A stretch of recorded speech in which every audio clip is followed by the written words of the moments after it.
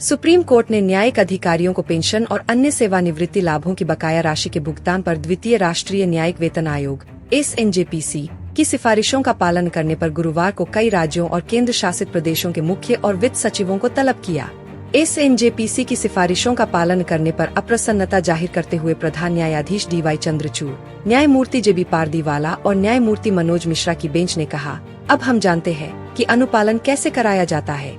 पीठ ने कहा, हम उन्हें जेल नहीं भेज रहे हैं, लेकिन उन्हें यही रहने दीजिए, फिर हल्फनामा दाखिल किया जाएगा। उन्हें अभी व्यक्तिगत रूप से पेश होने दीजिए। बेंच ने कहा कि हालांकि राज्यों को 7 मौके दिए गए हैं, लेकिन ऐसा लगता है कि पूर्ण अनुपालन नहीं हुआ है तथा कई राज्य अभी भी चूक कर रहे हैं। पीठ ने कहा, मुख्य और वित्त सचिवों को व्यक्तिगत रूप से उपस्थित होना होगा। ऐसा न करने पर न्यायालय अवमानना का मामला शुरू करने के लिए बाध्य होगा।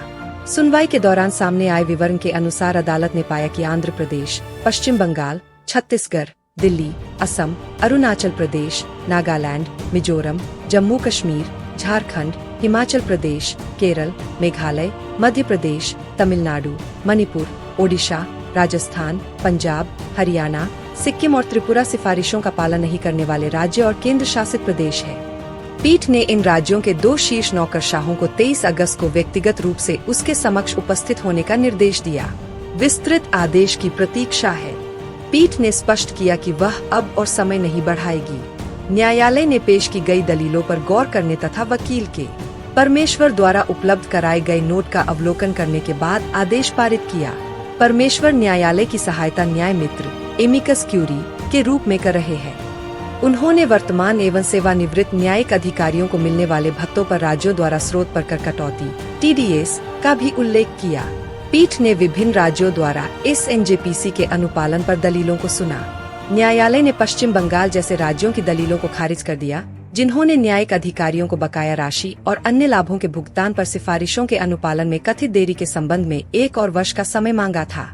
इसके अलावा असम, आंध्र प्रदेश, दिल्ली, हिमाचल प्रदेश और केरल की दलीलों को भी खारिज कर दिया गया।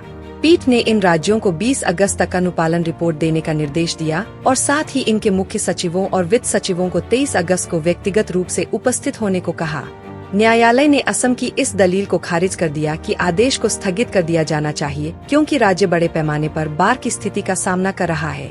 पीठ ने दिल्ली की इस दलील को भी स्वीकार नहीं किया कि वह केंद्र की मंजूरी का इंतजार कर रही है। प्रधान न्यायाधीश ने कहा, हमें इससे कोई लेना देना नहीं है। आप केंद्र के साथ मिलकर इसे सुलझा ले।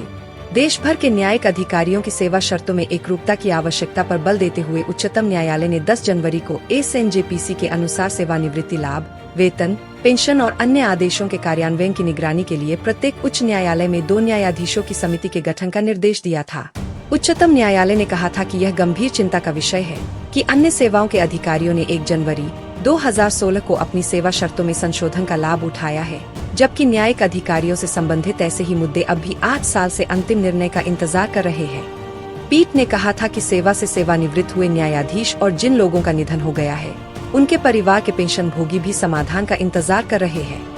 SNJPC की सिफारिशों में जिला न्यायपालिका की सेवा शर्तों को निर्धारित करने के लिए एक स्थायी तंत्र स्थापित करने के मुद्दे के समाधान के अलावा वेतन संरचना, पेंशन और पारिवारिक पेंशन और भत्ते आदि शामिल है।